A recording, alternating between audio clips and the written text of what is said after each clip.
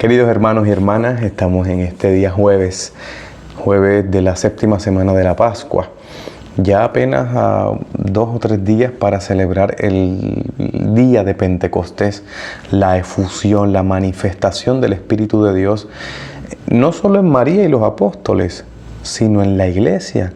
No solo en la iglesia, sino en el mundo entero.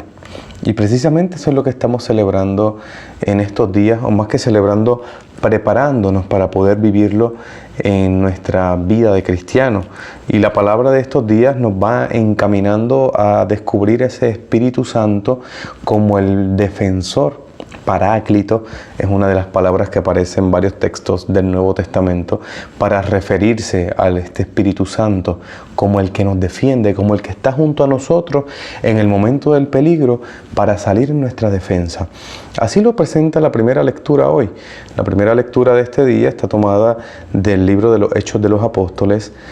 Incluye un versículo 22-30 y luego en el capítulo 23 del 6 al 11. Hoy y mañana estaremos escuchando textos, pudiéramos decir salteados, o sea, saltando lo que es el proceso de San Pablo. Es decir, el momento en el que San Pablo es apresado en Jerusalén, luego trasladado a Cesarea y de ahí entonces parte hacia Roma.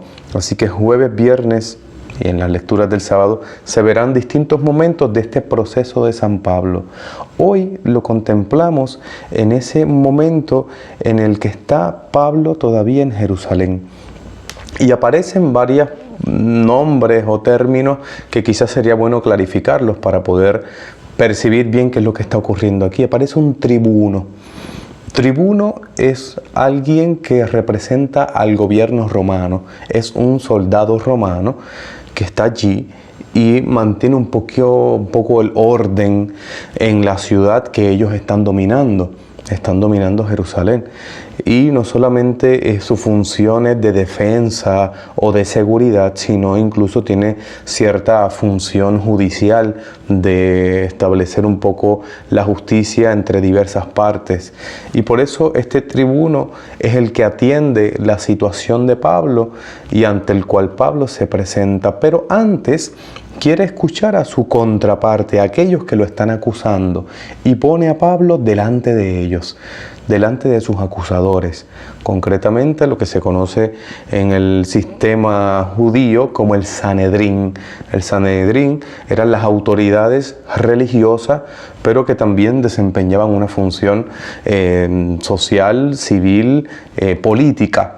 Porque en el sistema de Israel no hay esta separación entre lo religioso y lo político.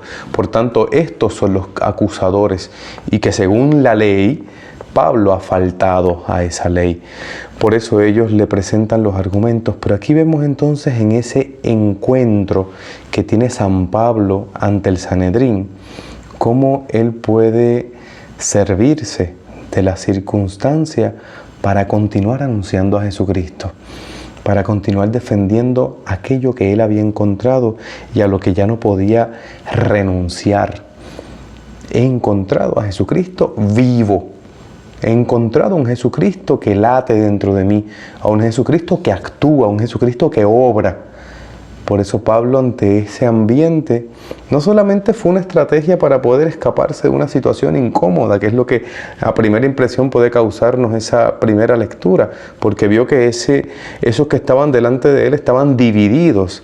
Había unos que eran saduceos y otros que eran fariseos, siendo todos judíos, 2 sectas distintas, unos muy apegados a la ley, pero en la interpretación de la ley, los fariseos. Los saduceos también muy apegados a la ley, pero no la interpretan, sino que se la dejan a la letra. Por eso los saduceos no creen en la resurrección de los muertos, ni en los ángeles, ni en los espíritus, ni en ninguna de estas otras realidades que sí creen los fariseos, porque interpretan la ley. Estos son los 2 grupos. Ante ellos, Pablo defiende a Jesucristo resucitado de entre los muertos. Y aquí entonces se divide ese grupo, ¿verdad? Empieza esa pelea entre unos y otros. Pero como decía, la intencionalidad de Pablo era también servirse de ese momento para seguir anunciando, para seguir dando testimonio. Por eso la primera lectura de hoy termina con una frase hermosa, una revelación más que tiene San Pablo en su vida de Jesucristo y ante la cual el Señor le dice: ánimo, como has dado testimonio aquí, lo darás también en Roma. Hoy Jesús nos dice a todos nosotros lo mismo. Hoy Jesús viene a animarnos a seguir dando testimonio. A pesar de las adversidades, de las divisiones, de las críticas, de las murmuraciones, de las acusaciones en falso, de tantas y tantas persecuciones que podemos recibir en la vida, no dejar de dar testimonio, no dejar de hablar de Dios, no dejar de hablar del Señor, que es lo mejor que podemos hacer, que es lo mejor que nos puede pasar, porque hablando del Señor siempre estaremos protegidos por Él. Es el salmo de hoy es precioso. El salmo: protégeme, Dios mío, que me refugio en ti. Dentro de la liturgia de la iglesia lo rezamos los jueves en la noche antes de dormir, en el rezo de las completas. Hasta de noche me instruyes internamente, mi carne descansa serena. Pablo está sereno, está tranquilo, lo están acusando y apretando de todas partes, pero está tranquilo porque siente y sabe y reconoce esa protección divina, esa protección de Dios en su vida. Y así también en el Evangelio, esa protección de Dios, ese Dios que atiende nuestras necesidades y dificultades, se manifiesta en esta oración de Jesús al Padre.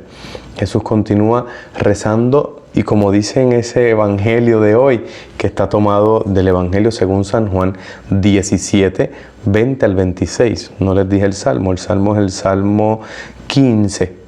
Si lo buscas en la Biblia. Así que el Evangelio, que es esa casi culminación de la oración sacerdotal de Jesucristo, está el Señor pidiendo no solo por esos discípulos, sino por los que escucharán la palabra a través de ellos.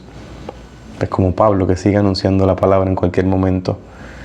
Jesús ahí está orando por ti y por mí. Jesús está orando por nosotros. ¿Y qué le pide al Señor por nosotros, los que hemos escuchado la palabra a través de los discípulos del Señor? Jesús le pide al Padre que seamos uno, que nosotros seamos uno. Es una palabra que se va repitiendo constantemente en esa oración de Jesús: que sean uno como tú y yo somos uno, para que el mundo crea. ¿Cómo vamos a convencer a los demás de Jesucristo? Siendo uno. ¿Y qué es ser uno? Lo dice el Señor un poco más adelante. Ser uno es saber que tú los has amado como me amas a mí. Es vivir el amor de Dios, la solidaridad, la caridad, la atención, los cuidados, la preocupación por el hermano, el consejo oportuno, la frase bien dicha, el estar atento a las necesidades del hermano. Eso es lo que está pidiendo Jesús para cada uno de nosotros, para todos los que escucharemos la palabra a través de sus discípulos.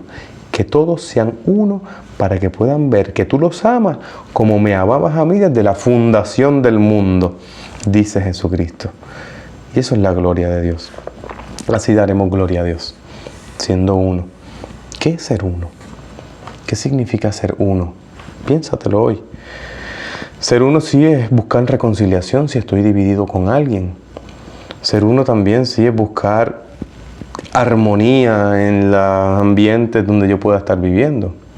Ser uno también es ser uno conmigo mismo. Es descubrir que dentro de mí también hay muchas divisiones, así como el Sanedrín, que estaban divididos unos y otros. A veces estoy dividido, a veces no me acepto ciertas cosas en mi vida, a veces estoy escondiendo o ocultando circunstancias o ambientes, y eso me drena, y eso me agota, y eso me quita la vida, y eso me impide a veces dar un testimonio, el testimonio de la alegría hacia los demás. Así que hoy pidémosle al Señor que primero cada uno como persona sea uno, para que pueda estar unido a los hermanos, y ese sea el mejor testimonio que demos a los demás de que Jesucristo sigue vivo. Que el Señor les bendiga y continuaremos siempre compartiendo esta hermosa palabra de Dios. Tú compártelo con tus amigos, distribuye estos videos, y si tienes alguna duda o comentario, lo puedes dejar aquí abajo. Que el Señor les bendiga y que pasen un día muy feliz.